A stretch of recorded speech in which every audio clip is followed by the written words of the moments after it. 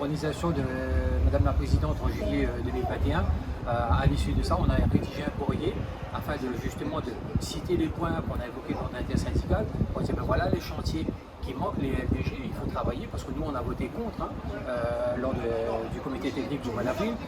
Allons voir dérouler ensemble une feuille de route, quelle est sa priorité, quelle est sa feuille de route. Et en même temps, nous montrer aussi notre feuille de route et trouver le maillage qu'on peut faire pour faire avancer. L'objectif, en tout cas, aujourd'hui, c'est l'intérêt général qui prime, c'est-à-dire la situation des agents région qui se sentent bien, le bien-être, dans un confort de travail, et pour mettre en place et dérouler sa feuille de route à elle, quels sont ses projets de mandature. C'est tout simplement dans ce contexte-là qu'on souhaite, nous, en tout cas, intervenir. C'est vrai que, donc, pour essayer de répondre à votre question, dans ce contexte-là, il y a eu un certain nombre de courriers donc, adressés à la nouvelle autorité, donc, à l'arrivée de la présidente, à l'arrivée de la directrice générale des services, etc. On a demandé à rentrer dans ce dialogue, à rentrer dans un dialogue qui corresponde à nos valeurs, avant d'arriver justement à des situations qu'on ne maîtrise plus avec des dérapages possibles.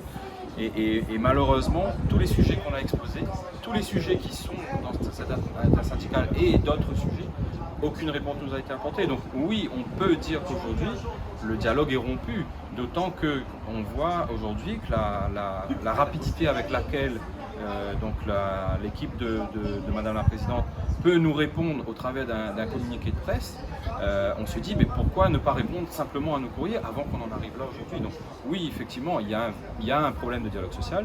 Nous, on souhaite revenir autour de la table, discuter, jouer notre rôle de représentant syndical, co-construire. On est l'UNSA Région Réunion dans cette intersyndicale, mais on représente presque 900 agents qui nous ont fait confiance aux dernières élections. Donc on doit se rendre des comptes à ces agents, et ces agents sont en souffrance aujourd'hui parce que soit en surcharge de travail, notamment pour les agents des lycées avec les problématiques Covid, le non-renouvellement des contractuels, donc absence de pérennisation des emplois, donc soit en surcharge de travail, ou soit en bore-out, on disait, des agents qui sont aujourd'hui dans des services purement administratifs et qui attendent beaucoup des orientations politiques de cette mandature.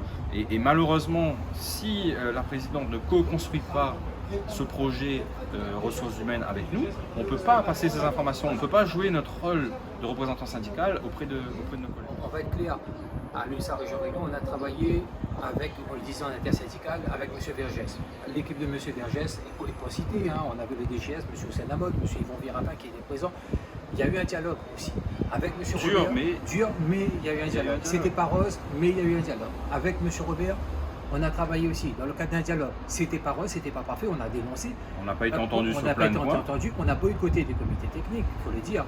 On a voté contre, et je le disais tout à l'heure, les lignes directrices de gestion l'année dernière, parce que pour nous c'était un fourre-tout et ça ne répondait pas aux attentes et ça ne protégeait pas les agents dans le cadre de leur avancement de carrière. Preuve en est l'année dernière sur ce qui était affiché. Donc, on a fait des signalements au CHSCT sur des problématiques de conditions de travail d'agents, sur des problématiques de risques psychosociaux, notamment on avait rejoint nos collègues de SFPT sur les problématiques de l'antenne sud.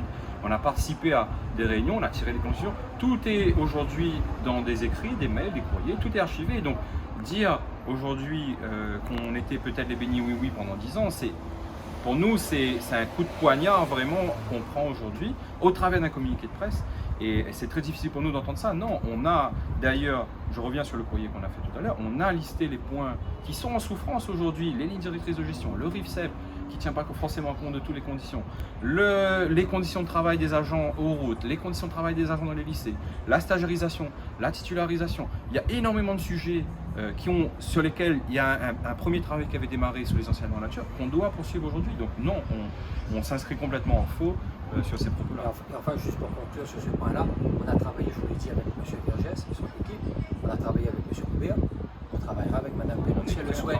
Je veux dire, c'est le syndicat réformiste que l'UNSA, donc en ce sens, donc il n'y a pas d'appartenance politique et il n'y a pas de maillage politique dans cette intersyndicale et je n'y serais pas, on n'y serait pas nous l'UNSA si c'était le cas, et aussi bien pour l'ensemble des organisations syndicales présentes autour de cette table aujourd'hui. Voilà.